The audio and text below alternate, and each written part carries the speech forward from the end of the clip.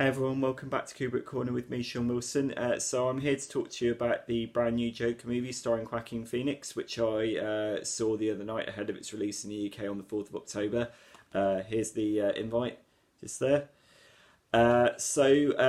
New origin story of the Clown Prince of Crime, directed by Todd Phillips, who directed the three reprehensible Hangover movies, starring, as I said, Joaquin Phoenix in the central role of Arthur Fleck, who is a sort of somewhat disturbed, unsettled loner trying to eke out an existence in a sort of rat-riven, trash-strewn 1980s vision of Gotham City, which owes a very, very clear debt to the films of Martin Scorsese, like A Taxi Driver and King of Comedy and Mean Streets. I'll get back to that. Arthur is working as a street sign flipper and a clown, and he has designs to become a stand-up comic. He is racked with a neurological condition, which means he laughs maniacally at the most inappropriate moments. He cares for his sort of equally troubled mother, played by Frances Conroy, who was sacked by her employer, Thomas Wayne, played by Brett Cullen, and with whom she thinks that she still has a chance of gaining meaningful employment. Zazie Beetz plays Arthur's neighbour down the corridor, who might be lending a sympathetic ear. Robert De Niro is Murray Franklin, who is the television stand-up host to whose career Arthur aspires. And gradually what you get is basically a movie about a splintering psyche, about a free fall into psychosis and into mania and into violence, because the sum total of all the tragic events that happen to Arthur, both physical and psychological, reach a kind of critical mass. And the movie is ostensibly on one level about, right, how are monsters shaped and created. One of the central theses one might be able to read the film as is that monsters aren't born, they are created, and that it is both the brutality and the complacency of society that creates people like this. And what is lurking in the background of the Joker's origin story. Now, this isn't anything particularly original. I mean, those who are even fleetingly familiar with comic books will no doubt have heard of The Killing Joke, which is a speculative account on how the Joker came to be this kind of feared individual, and how he came to be Batman's greatest nemesis. But it is an interesting idea to take the concept of the character that we saw in The Dark Knight, as played by Heath Ledger, who was the kind of Nietzschean yin to Batman's yang, and to sort of examine, right, how did this anarchic force of terror come to be created in the first place? I think that's an interesting idea. It's intriguing that it's directed by Todd Phillips, because he's done nothing remotely mature or interesting as far as I'm concerned before. He's also done things like Old School, and of course it's centrally rooted in the figure of Joaquin Phoenix, who, if anyone was going to play this character, it's Joaquin Phoenix. He's known for playing very, very troubled, very disturbed characters. You think of things like You Were Never Really Here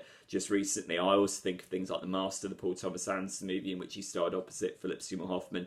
He's a real animalistic actor who can really dredge up this kind of feral, disturbing, ferocious energy.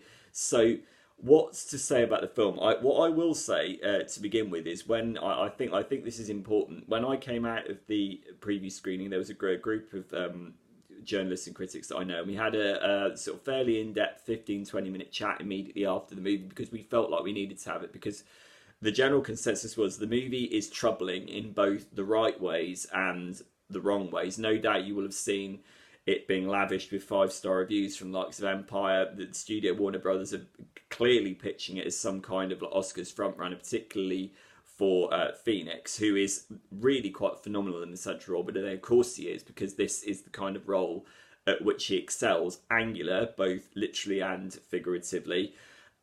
Very, very disturbed. There is a real madness behind the eyes. There is a real kind of animalistic ferocity to the way that this, sort of troubled yet sort of initially well-intentioned individual is corrupted and turned, and becomes this sort of iconic character of evil. And that for me is where the film works. The film works on that level as an idea of a splintering, fragmentary psyche in which Phoenix is so clearly invested.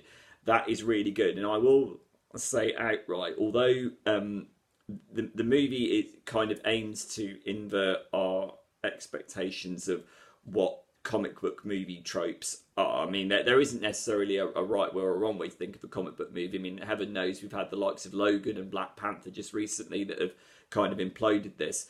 But this is probably the most radical approach so far, in as much as what you've got is the the framework of a supervillain origin story, basically rendered as a psychological horror movie. And make no mistake, when I came out of this movie, I thought, okay, this is clearly a horror movie, but not horror as in supernatural jumpy horror, as in, to return to my reference point at the very start of the review of something like Taxi Driver, which is, it's about psychosis, it's about urban alienation, it's about how one person is marginalized, and how you are basically plunged into their psyche, and you don't escape from it for the best course of 2 hours. And you can see in the movie how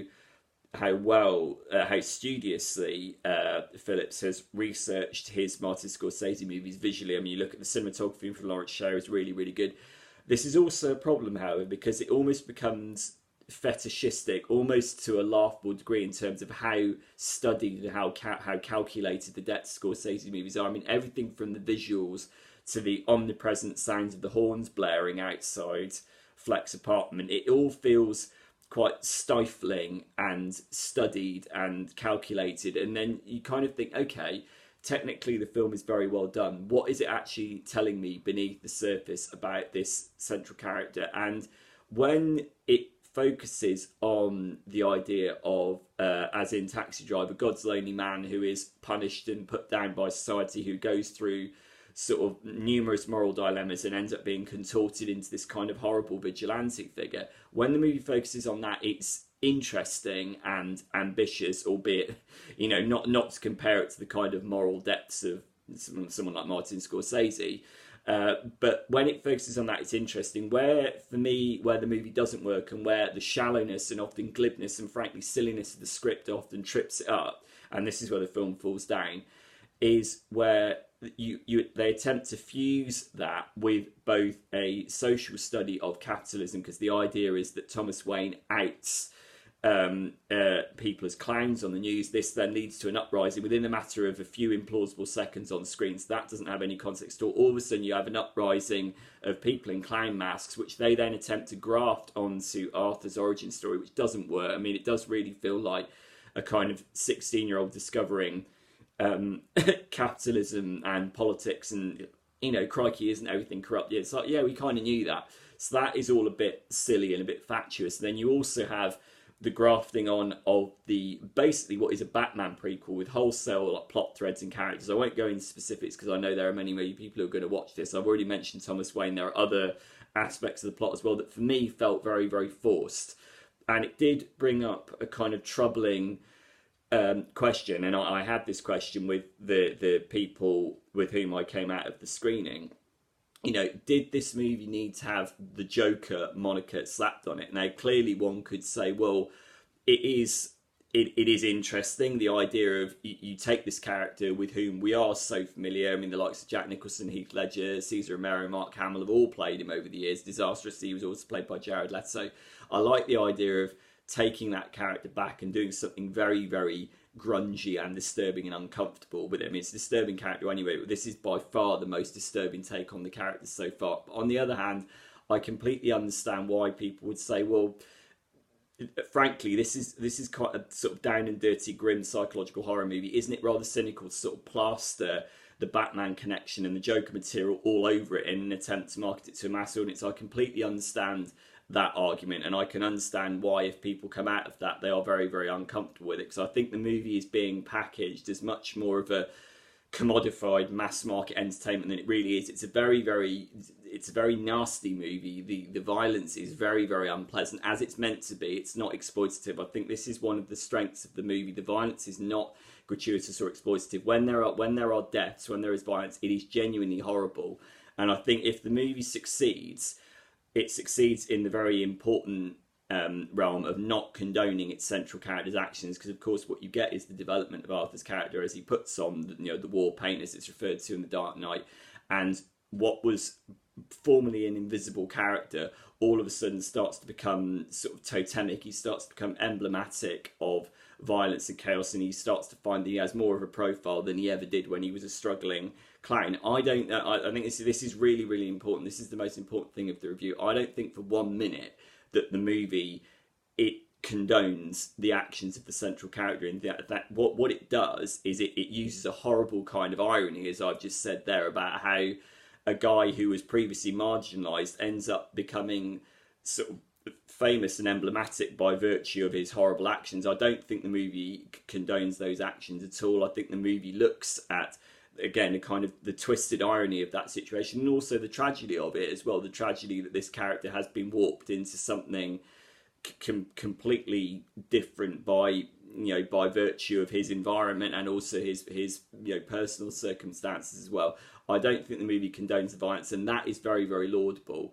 And I think that's very important. I know a lot of people disagree with me on that. A lot of people already have disagreed. I mean, in some instances, the publicity has been toned down. There are lots of concerns about violence, potential inciting violence, inciting gun violence, what this means for like sort of incel movements and everything.